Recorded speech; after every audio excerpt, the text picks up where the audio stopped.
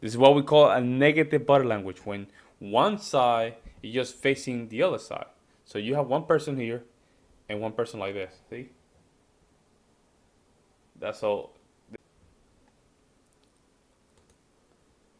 If you notice, he's facing her, right? Like this. And she is facing the public, meaning she's rejecting the acceptance of the body language of the gentleman here. This one. See?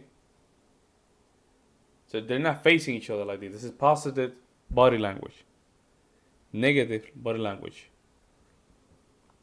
And through the entire performance, she don't know how to do that. I want to compare, but the Chama is, he's ready for that. You know what I'm saying? Like, he's ready for that stuff. And this gentleman here, he just doing his part. But she's like, let me see where she start breaking up the body language. I'm very specific when it comes down to body language and performance. I used to teach this for years.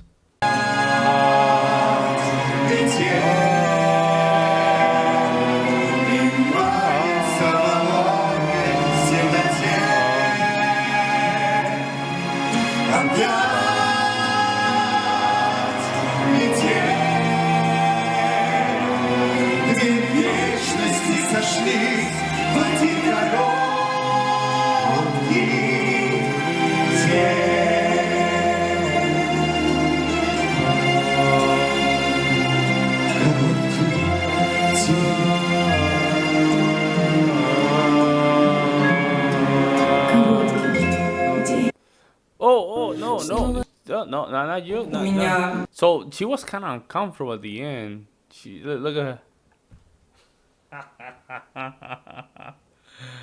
Oh, Diana. A little bit uncomfortable with that.